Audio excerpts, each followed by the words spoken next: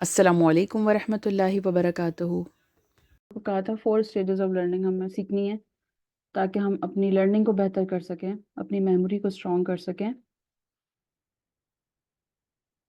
Last week یہ assignment دیا تھا کہ آپ لوگ پڑھ کے آئیں تاکہ ہم اس کو ڈسکس کر سکیں، تو میں آپ کو بریفلی ایکسپلین کر دیتی ہوں کہ کوئی بھی انسان جب سیکھنا چاہتا ہے، وہ کوشش کرتا ہے، جدوجہد کرتا ہے، سب سے پہلے جو ہے وہ اس کو ریلائز ہونا چاہیے کہ میں سیکھنا چاہتا ہوں۔ اگر آپ ریلائز ہی نہیں کریں گے تو آپ کبھی بھی نہیں سیکھ سکتے۔ سب سے پہلے آپ کو پتا ہونا چاہیے کہ مجھے سیکھنا ہے۔ یہ ریئلائزیشن بہت امپورٹنٹ ہے۔ جب تک انسان انٹینشنس نہیں کرے گا، جب تک اس کو غور و فکر نہیں کرے گا، جب تک اس کو پتہ ہی نہیں چلے گا، ورنہ لوگ سمجھتے ہیں کہ ہمیں تو سب کچھ آتا ہے، مجھے تو سب کچھ پتہ ہے اور مجھے تو کچھ سیکھنے کی ضرورت نہیں ہے۔ تو آپ کو علم سیکھنے کے لیے خالی پیالہ بننا پڑتا ہے، تب کہیں جا کے علم آپ کے اندر صلاحیت کرتا ہے، بیٹھتا ہے اور آپ اس علم کو جو ہے absorb کر پاتے ہیں اپنے اندر۔ تو یہ بہت ضروری ہے۔ اسی کے ساتھ جب آپ کو ریئلائز ہو گیا تو آپ نے جو ہے وہ اس کے لیے پھر آپ نے ایفرٹس اسٹارٹ کرنی ہوتی ہیں۔ اس کو کہتے ہیں کانشیسلی کمپیٹنٹ ہونا۔ جب آپ کانشیسلی کمپیٹنٹ ہو جاتے ہیں تو آپ اس کے لیے کوششیں کرتے ہیں، آپ سوچتے ہیں کہ میں کیا کروں، کون سی ایسی کلاس جوائن کروں یا کون سی ایسی لرننگ کروں یا کہاں سے جو ہے انفارمیشن لے لوں۔ تو آپ اس کے لیے پھر کانشیسلی ایفرٹس کرنا شروع کر دیتے ہیں۔ تو اسی طرح پھر جو ہے آپ ایفرٹس کرتے رہتے ہیں یہاں تک کہ آپ کامیاب ہو جاتے ہیں۔ جب آپ کامیاب ہو جاتے ہیں تو آپ کے لیے پھر وہ ایفرٹس نہیں رہتی، بلکہ وہ آپ کی زندگی کا حصہ بن جاتی ہیں اور آپ اس میں اتنے ایکسپرٹس ہو جاتے ہیں کہ آپ ان انٹینشنلی بھی وہ کام کر رہے ہوتے ہیں، آپ کو پتہ ہی نہیں چلتا۔ جیسے آپ صبح اٹھتے ہیں، سونے کے بعد تو آپ برش کر رہے ہوتے ہیں، وہ آپ کے لیے کوئی ایفرٹ نہیں لگ رہی ہوتی، وہ آپ کی زندگی کا حصہ ہے، آپ نے کرنا ہی کرنا ہے۔ تو آپ کو پتہ ہوتا ہے کہ مجھے صبح اٹھ کے برش کرنا ہے، کنگھی کرنی ہے، اپنا فیس واش کرنا ہے۔ تو اسی طرح وہ کام بھی جو آپ کے لیے پہلے ایفرٹس تھے، پہلے آپ ان کے لیے بہت زیادہ اسٹرگل کر رہے تھے، وہ آپ کے لیے آپ کی زندگی کا حصہ ہوتے ہیں اور آپ ریگولر بیسس پہ اس کو کر رہے ہوتے ہیں اور آپ کے اوپر کوئی برڈن بھی نہیں ہوتا اور ان انٹینشنلی آپ اس میں کمپیٹنٹ ہو جاتے ہیں، آپ اس میں ایکسپرٹ ہو جاتے ہیں۔ تو یہ ہمارے اسٹیجز آف لرننگ ہیں کہ آپ انٹینشنلی آپ کو نہیں پتہ ہوتا، آپ ریئلائز کرتے ہیں، پھر آپ اس پہ کانشیسلی ایفرٹ کرتے ہیں، پھر آپ کمپیٹنٹ ہو جاتے ہیں اور پھر آپ ان انٹینشنلی اس کو کرنے لگتے ہیں۔ تو یہ ہمارا ایک لرننگ کا پروسیس ہے جو کہ ہمیں مدد دیتا ہے کہ ہم چیزوں کو سیکھیں اور اس کو امپلیمنٹ کریں اور اس میں بہترین نتائج حاصل کریں۔ تو اللہ تعالیٰ نے ہر انسان میں جو ہے وہ شر اور خیر دونوں رکھا ہے۔ آپ کے اندر اچھائی بھی ہے اور برائی بھی ہے۔ اب یہ ہم پہ ڈپینڈ کرتا ہے کہ ہم کس چیز کو جو ہے وہ غالب کرنا چاہتے ہیں۔ ہم اپنے اوپر شر کو غالب کرنا چاہتے ہیں یا اپنے اوپر بھلائی کو فوقیت دیتے ہیں اور اس کے اوپر زیادہ ہم کاربند ہوتے ہیں، کوشش کرتے ہیں۔ تو جیسے ہم نے لاسٹ لیکچر میں ہم نے ڈسکس کیا تھا اور میں نے آپ لوگوں کو ایک بات پہ ہم نے اپنی کلاس جو ہے ختم کی تھی کہ شیطان ہمارے اندر جو ہے وہ ہمارے کس چیز پہ سب سے پہلے وار کرتا ہے۔ تو کسی نے کوشش کی اس کے بارے میں سرچ کرنے کی؟ نفس نفس میں کیا آ جاتا ہے؟ نفس کے علاوہ اور کوئی آپشن؟ کانوں پہ کرتا ہوگا، وسوسے دیتا ہے۔ کانوں پہ کرتا ہے؟ اور کوئی باڈی پارٹ انوالو کرنا چاہتے ہیں آپ لوگ؟ کان ہو گئے، نفس ہو گیا، اور آپشنس؟ آنکھوں پہ، نظریں۔ صحیح ہے، اوکے، آنکھوں پہ بھی اثر کر رہا ہے۔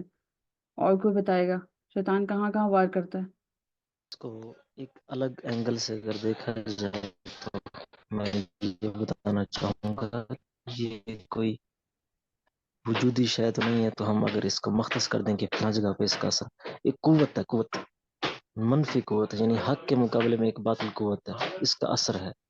وہ اثر کسی بھی انداز میں، یعنی حق کے مقابلے میں رائٹ جی ہاں، حق اور باطل کی جنگ تو ہے، بالکل صحیح کہا آپ نے، 100%۔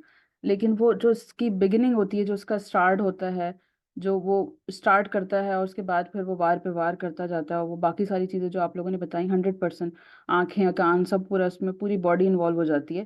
لیکن جو اس کی ابتدا ہوتی ہے، جو اس کا آغاز ہوتا ہے، اس کا مشن جو ہوتا ہے شیطان کا، وہ پہلے اس کا جو ہے، جیسے ہم سورہ ناس میں پڑھتے ہیں، من شر وسواس الخناس، تو جو وہ شر ہے والا جو ہمارا ایلیمنٹ ہے، وہ سٹارٹ ہمارے قلب سے ہوتا ہے۔ وہ پہلے آپ کے قلب کو اپنے قبضے میں لیتا ہے، آپ کے دل کے اندر وہ اتنے ڈاٹس لگاتا ہے، جیسے کہ آپ صلی اللہ علیہ وسلم کی حدیث بھی ہے نا کہ ہمارا دل جو ہے وہ داغدار ہو جاتا ہے، زنگ لگ جاتا ہے، تو آپ کے قلب کو بالکل وہ بلیک کر دیتا ہے۔ جب اس کا مشن یہ ہوتا ہے کہ پہلے اس کا دل قبضے میں لیا جائے، اس کا قلب جو ہے نا وہ کنٹرول میں آ جائے۔ ایک بار کسی انسان کا قلب اس کے کنٹرول میں آ گیا تو پھر آہستہ آہستہ اس کی پورے باڈی پارٹس، وہ دیکھے گا بھی وہی، وہ سننا بھی وہی چاہے گا، وہ سوچے گا بھی وہی جو شیطان چاہتا ہے، پھر وہ چلے گا بھی وہی، اس کے قدم بھی وہیں جائیں گے، اس کے ہاتھ بھی وہی کام کریں گے جو شیطان چاہے گا۔ لیکن پہلا جو آپ کا جو اعضا ہے جو شیطان کے حوالے ہوتا ہے، وہ آپ کا قلب ہوتا ہے۔ تو آپ سب نے اپنا قلب اسٹرانگ کرنا ہے، اپنا قلب جو ہے وہ نور سے منور کرنا ہے، اور اس کو جو ہے شیطان کے حوالے سے بچانا ہے، وسوسوں سے بچانا ہے۔ اور وسوسہ بھی شیطان کس طرح ڈالتا ہے؟ پہلے ایک چھوٹی سی ایک معمولی سی بات آپ کے دل میں آئے گی، اور جیسے کسی کے بارے حوالے سے بھی آگے، فار ایگزامپل اس نے میرے ساتھ ایسا کرا ہے تو ہے ہی ایسا، تو وہ آپ کے دل میں کہیں جا کے بیٹھ گئی، کسی کونے میں بیٹھ گئی، اور پھر شیطان تھوڑے دنوں بعد پھر دوبارہ آئے گا ایک نئی چیز لے کے، کہے گا یہ تو اس سے بھی زیادہ برا ہے، یہ تو اور بھی مزید اس کی برائیاں گنو، یہ بھی کاؤنٹ کرو، یہ بھی لکھو۔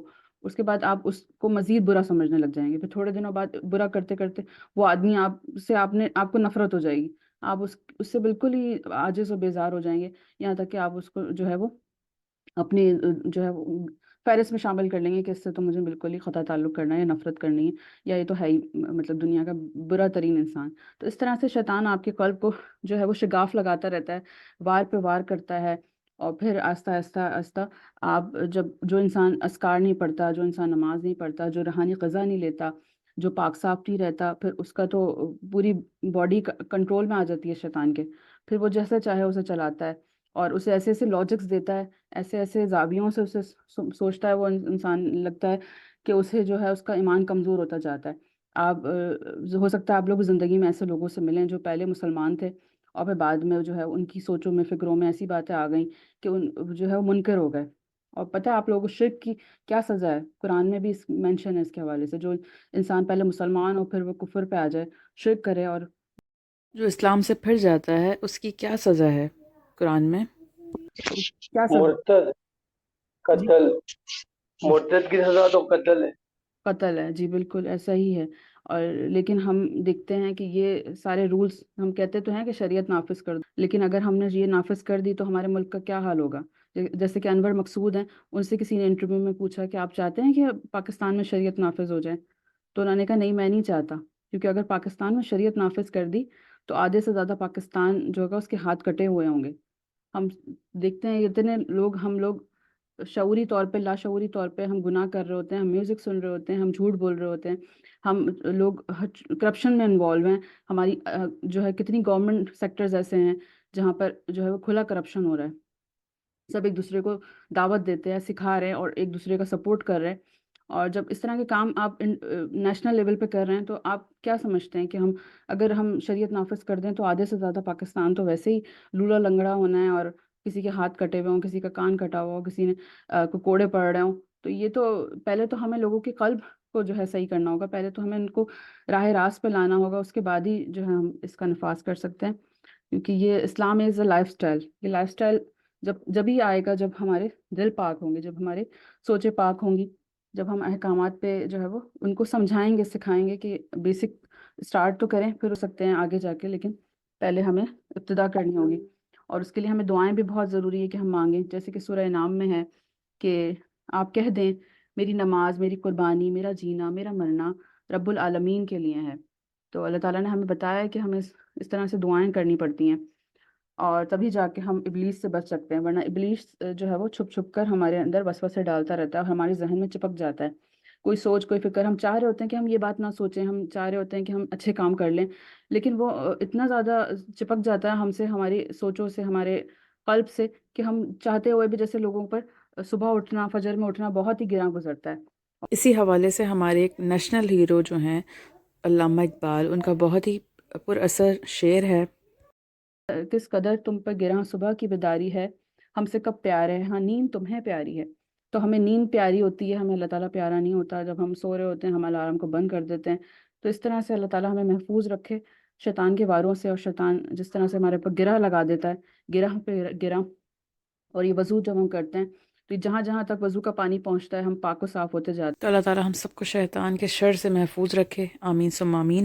نماز بھی ایسے پڑھیں کہ کوئی اور خیال نہ ہو، کوئی اور ذہن میں ہماری وسوسہ نہ ہو، کہ جیسے ایک اور شعر ہے بہت ہی خوبصورت علامہ اقبال کا، کہ تیرے سجدے کہیں تجھ کو کافر نہ کر دیں اقبال، تو جھکتا کہیں اور ہے اور سوچتا کہیں اور ہے۔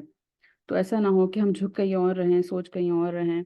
تو سوچوں پہ بھی کام کریں، اور باقاعدہ اس کو اسٹیجز کے طور پہ ہم سمجھیں کہ ہمیں سب سے پہلے اپنے خیال جو ہماری تھاٹ بلڈنگ ہے وہ اسٹرانگ ہو جائے. ایک دفعہ آپ کی تھاٹس، آپ کے خیال آپ کو ریئلائز ہو گیا، اس کے بعد آپ نے اپنی اس کے اوپر انٹینشنلی ورک کرنا ہے. آپ نے ارادہ کر لیا، ریئلائز کر لیا، تو پھر آپ کے لیے عمل کرنا بھی آسان ہو جائے گا. آپ کے یہ اسٹیجز، شروع کے اسٹیجز آپ جب پار کر لیتے ہیں تو انشاءاللہ اللہ تعالیٰ آپ کے لیے آسانیاں کرتا ہے، اور آپ فائنلی آپ اس پہ جو ہے وہ عمل کرنے لگتے ہیں. وہ ایفرٹس جو ہوتی ہیں آپ کی زندگی کا حصہ بن جاتی ہیں. تو ہمیں اپنے ذہن کو اور قلب کو بگڑنے سے بچانا ہے. تو دو طرح کی چیزیں ہوتی ہیں جو ہمارے ذہن کو، ہمارے قلب کو بگاڑتی ہیں. دو ایسی باطل چیزیں ہیں. ایک تو ہے شہوات، اور دوسری ہے شبہات. شبہات جو ہوتے ہیں، کون بتائے گا کہ شبہات کسے کہتے ہیں؟ شبہ جو ہو جاتا ہے، کہتے ہیں شبہات ہو گئے ہیں. شبہات ہوتے ہیں جس میں ہمیں اللہ کی طاقت پہ یقین نہیں رہتا، اور لوگوں کی، جیسے شبہ مطلب یہی ہوتا ہے نا کہ ڈر، خوف آ جاتا ہے آپ کے دل میں، چاہے وہ کسی چیز کو لوز کرنے کا خوف ہوگا، یا کسی چیز کوئی نہیں ملے گی اس ٹائپ کا، جیسے یہ دولت کا، اولاد کا، یہ سارے جو خوف ہوتے ہیں جو آپ کے اپنے ہاتھ میں اصل میں نہیں ہے، لیکن آپ ان کے بارے میں شبے کرنا ہی شروع کر دیتے ہو کہ اگر میری نوکری چلی گئی تو میں بھوکا مر جاؤں گا، یا اگر یہ بندہ میری زندگی میں نہیں ہوا تو پتہ نہیں طوفان آ جائے گا، ٹائپ چیزیں جن میں آپ کے پاس فیوچر اور پاسٹ دونوں کے جو خوف ہوتے ہیں نا، وہ کیونکہ اس میں آپ ایکچولی اللہ تعالیٰ کی جو پاور ہے اس کو جھٹلا رہے ہوتے ہو، اور اللہ تعالیٰ کی جو قدر ہے اس کا انکار کر رہے ہوتے ہو، اپنے آپ کو کچھ سمجھ رہے ہوتے ہو، تو وہ شبہات میں سارے آتے ہیں. جی بالکل، بہت خوبصورتی سے آپ نے ایکسپلین کیا، ماشاءاللہ، جزاک اللہ خیر. بالکل ایسا ہی ہوتا ہے کہ یہ شبہات ہوتے ہیں، یہ وسوسے جو ہوتے ہیں وہ ہمیں ڈپینڈنٹ بنا دیتے ہیں. ہم ڈپینڈ کرتے ہیں کہ یہ ہمیں اگر چیز مل گئی تو ہم پھر خوش ہو جائیں گے، یہ میرے پاس اتنے پیسے آ گئے تو پھر تو میں کامیاب ہوں، اگر مجھے یہ جاب مل گئی تو میں کامیاب ہوں، اگر میں نے یہ ڈگری حاصل کر لی تو میں کامیاب ہوں. ہم ہر چیز سے اپنی خوشی کو کنیکٹ کر رہے ہوتے ہیں، ہم لوگوں سے، ہم چیزوں سے، ہم مال سے، ہم جو ہے وہ لوگوں کے رویوں سے جو ہے وہ اپنے آپ کو ڈپینڈنٹ بنا لیتے ہیں، ایک طرح کے ہم غلام ہو جاتے ہیں. حالانکہ ہمیں جو ہے وہ ان وسوسوں سے بچنا ہے، ڈپینڈنسی سے خود کو باہر نکالنا ہے. یہ شبہات ہی ہوتے ہیں جو پیدا ہو کر انسان کے اندر بیماری پیدا کر دیتے ہیں، غفلت کی، اور وہ اللہ تعالیٰ سے غافل ہو جاتا ہے. اور اس میں اگر ہم سورہ بقرہ کا ٹرانسلیشن پڑھیں، اس میں بھی ایک بہت خوبصورت آیت ہے جس میں اللہ تعالیٰ نے بتایا نا کہ تمہیں جو ہے وہ خوف سے آزمایا جائے گا، بھوک سے آزمایا جائے گا، تمہیں تمہارے نفس سے آزمایا جائے گا، تمہاری جو اولادوں سے، تمہارے مالوں سے، ہر چیز سے ہم جو ہے آزمائے جائیں گے.